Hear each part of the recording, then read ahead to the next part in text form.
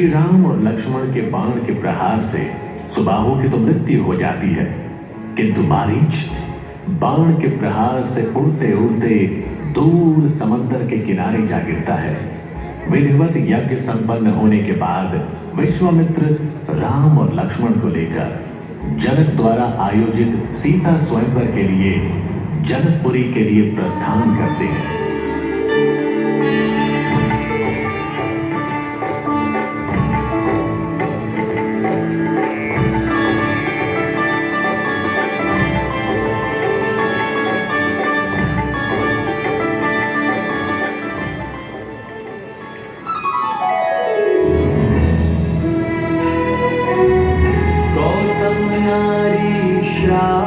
बस उपल देह धरि धीर, चरण कमल रज चाहती, कृपा करहु रघुबीर।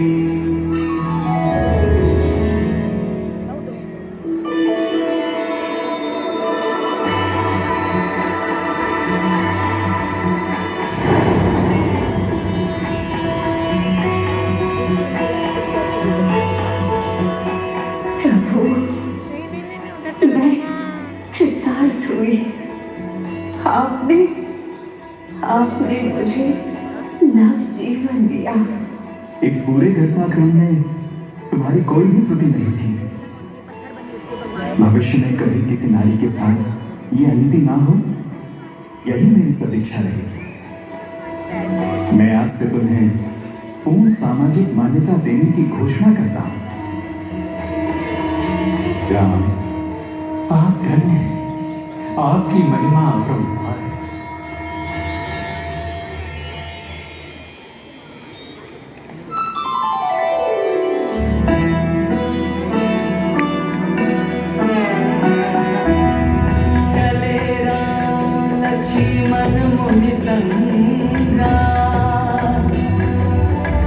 गए जहां जग पावन गंगा, हर्ष चले मुनि वृंद सहाया,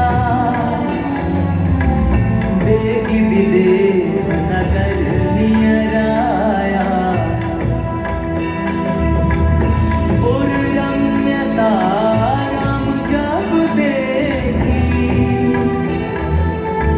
हर्षे अनुज समेत विशेषी।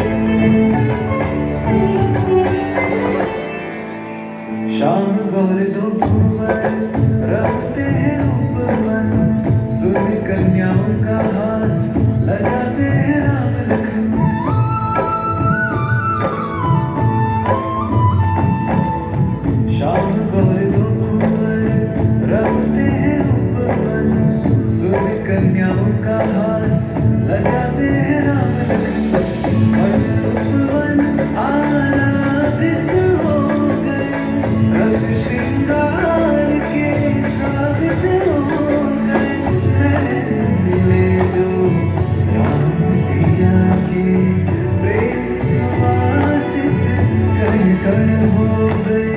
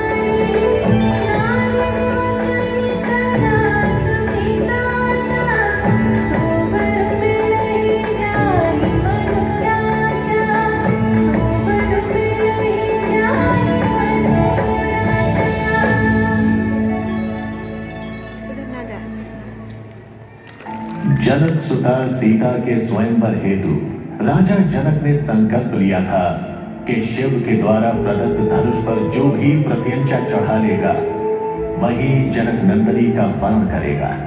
बाल्यावस्था में सीता ने एक बार खेल ही खेल में इस धनुष को एक हाथ से उठा लिया था। महाराज जनक ने जब इस दृश्य को देखा तो वो अवाक रह गए। उन्हें इस बात का बोध हो गया कि उनकी पुत्री सामान्य कन्या नहीं है और इसका विवाह भी उसी से होना चाहिए जो विशिष्ट हो, अति विशिष्ट। फिर क्या था, चारों दिशाओं में स्वयंवर हेतु इस संकल्प की घोषणा कर दी गई। अत्यंत सुंदरी सीता से विवाह के लिए सभी राज्यों के राजा महाराजा इस स्वयंवर में आए। यहाँ तक कि देवता और दानव भी मनुष्य का शरीर धारण करके अपने बल और भाग्य की परीक्षा लेने जनकपुरी आए। लंकापति रावण, महाबली बाणासुर, पांचाल नरेश, कई द्वीपों के बलशाली सम्राट, रंग स्थल पर इस विशाल और भारी पिनाक को लाया जा चुका है। इसकी विशिष्टता की कल्पना इस बात से की जा सकती है कि इस धनुष को मंडप स्थल पर लाने के लिए ही सैकड़ों सेवकों की आवश्यकता पड़ी और आज निर्णय की घड़ी है।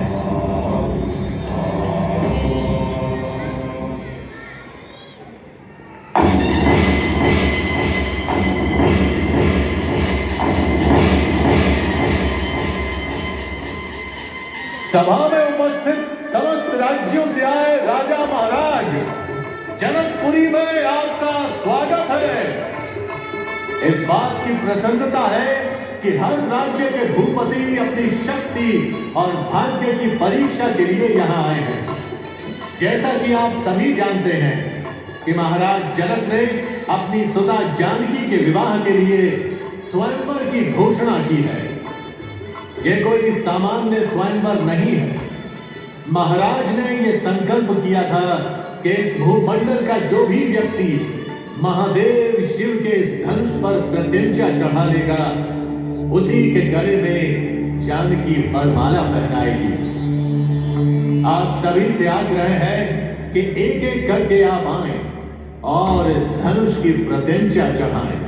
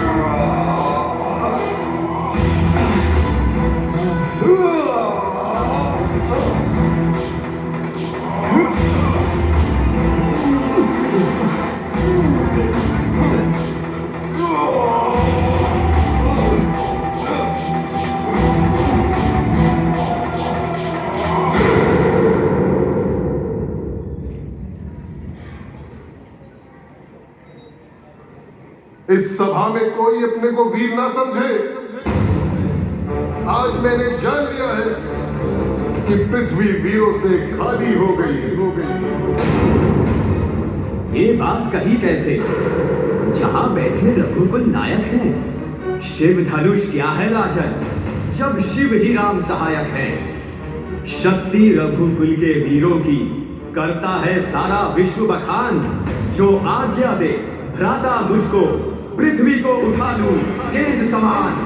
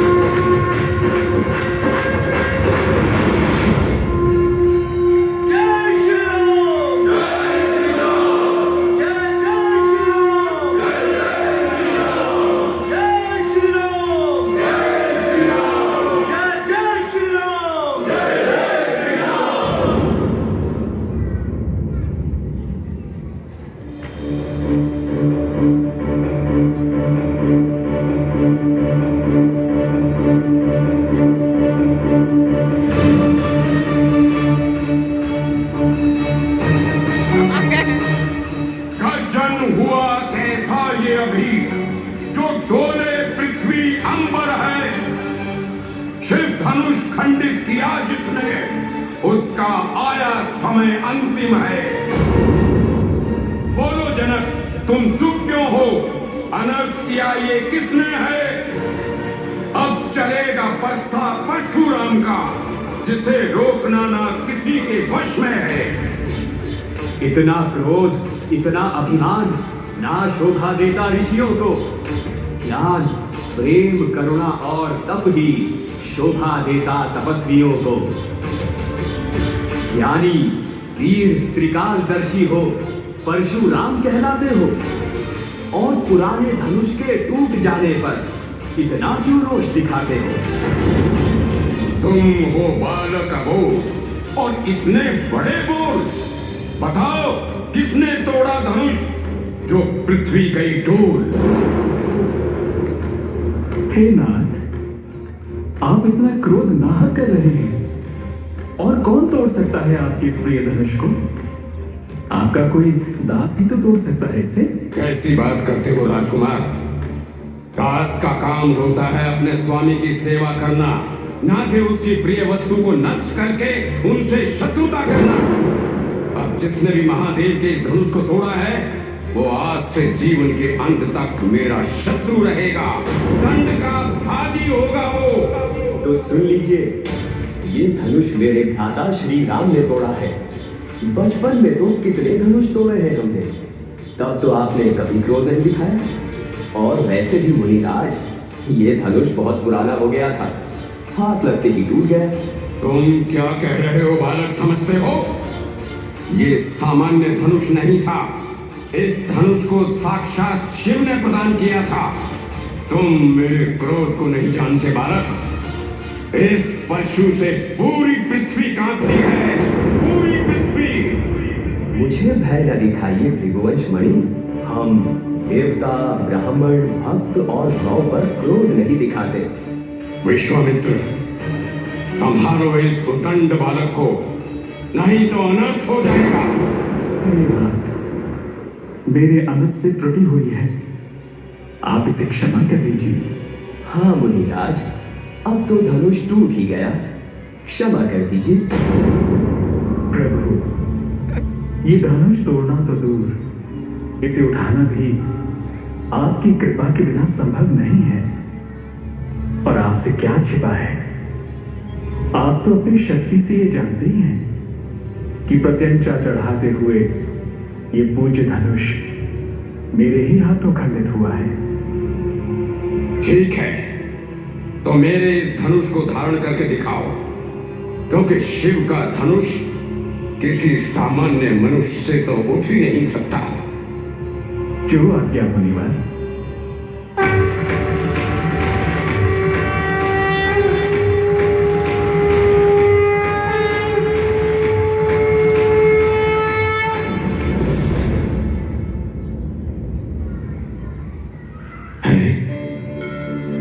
ये मैं क्या देख रहा हूं? आश्चर्य, घोर आश्चर्य। आप तो साक्षात विष्णु के अवतार हैं। मुझे क्षमा करें, अनजाने में मुझसे ही भूल हुई, क्योंकि इस धनुष को ग्रहण करने की योग्यता सामान्य मानव में नहीं हो सकती। आपका उद्देश्य सफल हो गया राम। आप सबका कल्याण करें। मेरा आशीष आपके साथ है। जनक सुता के साथ आपकी जोड़ी युगों युगों तक बनी रहे, युगों युगों तक बनी रहे।